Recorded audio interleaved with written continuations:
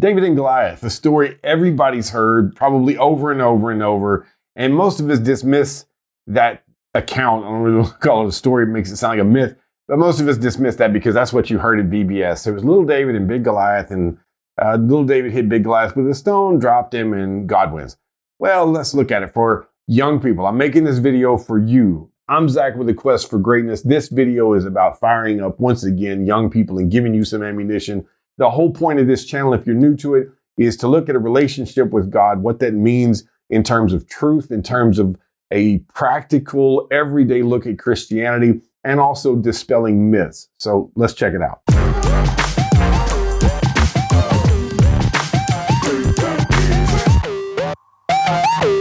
All right, so the first point here in 1 Samuel chapter 17 and verse 28, David said to the men who stood by him, "What shall be done for the man who kills this Philistine and takes away the reproach from Israel? For who is this uncircumcised Philistine that he should defy the armies of the living God?"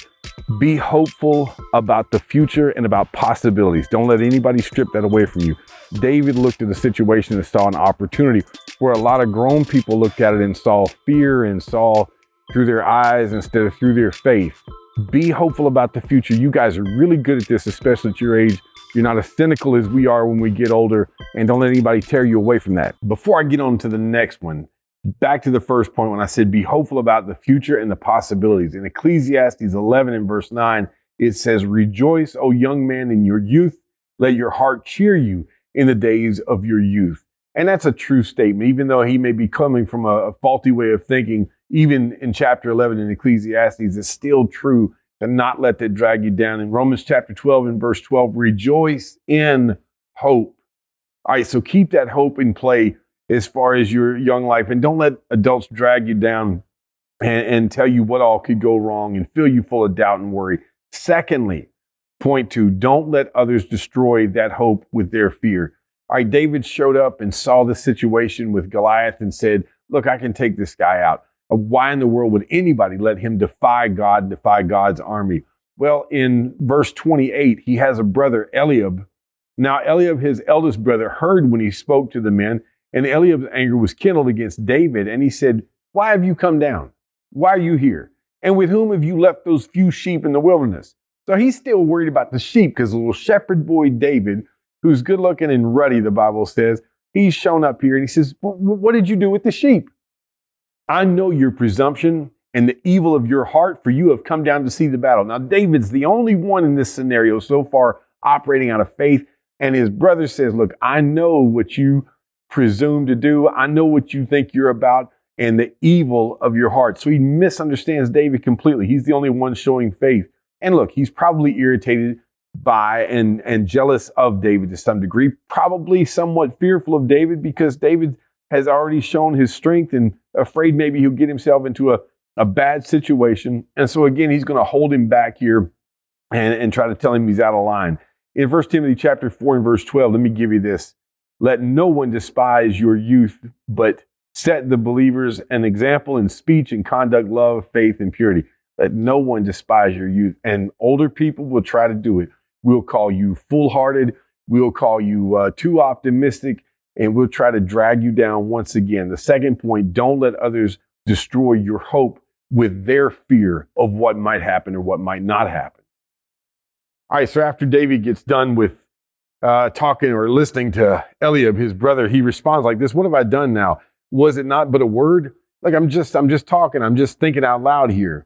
I haven't even done anything yet. So get off my back." So anyway, this gets to Saul. You know, word gets around that this little shepherd boy is sort of talking trash, or he's way above his pay grade here, if you will.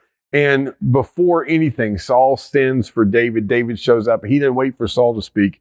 He's ready to step up. That's number 3 for you young people. Be ready to step in. Here's what he says. David said to Saul, "Let no man's heart be fail because of him, because of Goliath. Your servant will go and fight with this Philistine." Look, don't worry about it. Don't let anybody else be scared because I'm going to step in and do it. So, young people, again, number 3 is be ready to step up. Let's get 4 real quick. The next verse, Saul said to David, "You are not able to go against this Philistine to fight with him, for you are but a youth, and he has been a man of war from his youth." Look, you still young. You're a shepherd. You don't know anything about war. This guy's been training since he was a little fella, and he is a man of war. Here's number 4. Don't let anybody limit you. Don't let them put their limitations on you. And we do this to young people so much as grown people and adults. We need to take lessons from this video about how we try to hem young people in and say, well, you've got to take this path, or you've got to take that path, and you've got to do this, and you're not really suited for this or ready for this. If they're ready to step up and step in, let them make their mistakes, but allow them to live and work with that hope. Don't limit them. And young people, don't let us stop you from what you know you can try and maybe do. The next one is in the response from David. Saul says, look, this guy is a man of war. You're just a little fella. And David responds like this, verses 34 through 36 in 1 Samuel 17. But David said to Saul, your servant used to keep sheep for his father. And when there came a lion or a bear and took a lamb from the flock, I went after him and struck him and delivered it out of his mouth. First of all, little shepherd boy has chased down lions and bears. I'm not even doing that. Not only has he chased them down, but he says, and if he arose against me, the lion or the bear, I caught him by his beard, struck him and killed him. Your servant has struck down both lions and bears, and this uncircumcised Philistine shall be like one of them, for he has defied the armies of the living God. First of all, remember, or in this point, I should say, number 5, remember what God has done through you already. You have already accomplished things. You have already grown. You have already done great things through God. Not fought lions and bears, but that's not really appropriate for your life. But remember what God has accomplished through you already, even if others don't know about it. I'm not sure that anybody knew about the lions and bears. Man, if I fought a lion and a bear, I'd probably told everybody. But maybe this is the first time it's come up just to prove that, look, what God has already done in my life, this Goliath is not going to be a problem either. And let that build your confidence as well. Now, let's look at the 6th one.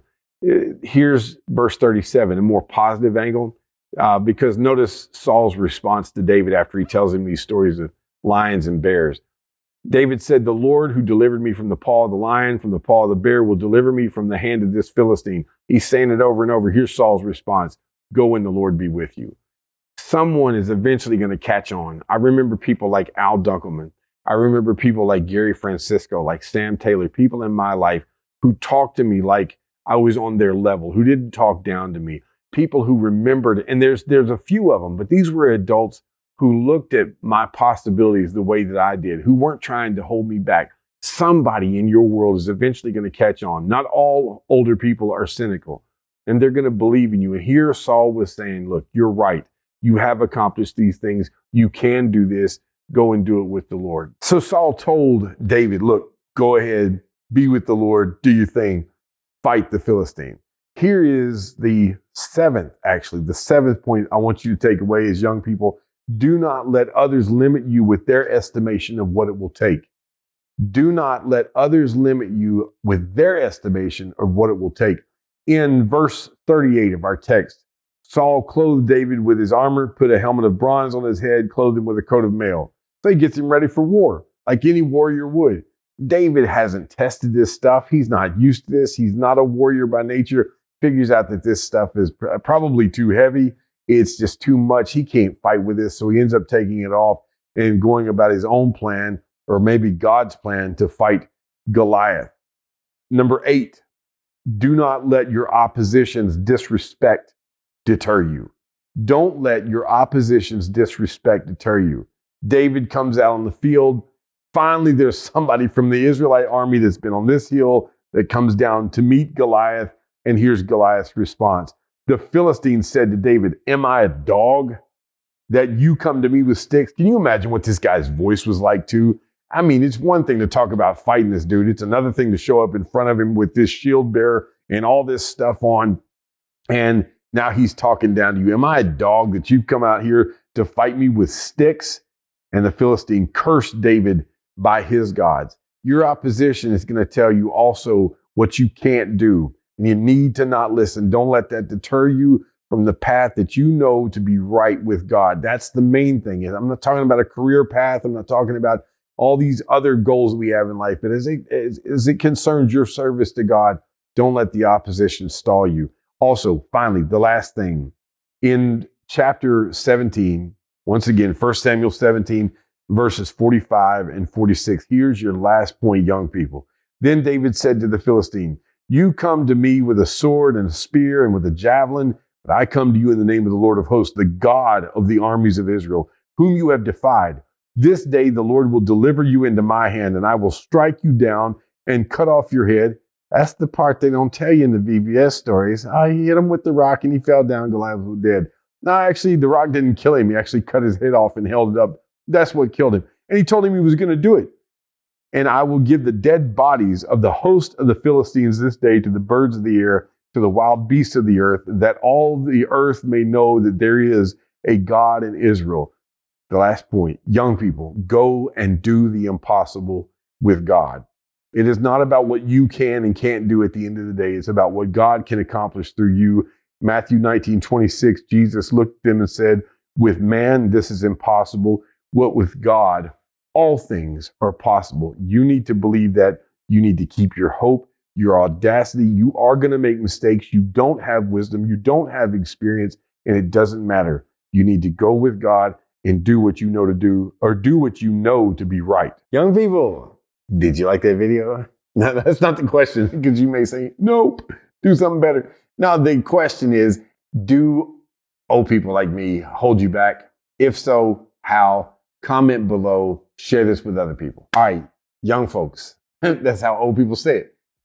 I'm glad you showed up for this video. The whole point of this is to fire you up and to empower you to go out and be who you want to be.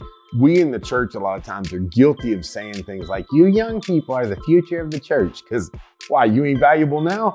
Absolutely you are. You add so much to the equation. We as older people need to be reminded of hope. We need to be reminded of this big picture outlook that sees the whole world and what can be accomplished and the optimism. We need that, so don't let go of it. Don't let us or other people ruin that for you in any way. I hope that David and Goliath has helped show you at least some concepts to help you accomplish this and keep this mentality. And I'm glad you watched this video. If you haven't subscribed yet, I'm asking you to do that. Hit that button below. The notification bell is next to it. That will let you know when we release new content. It's usually on Monday mornings and Thursday mornings. And also comment. Hit the like button if this helped you. Share it with other people.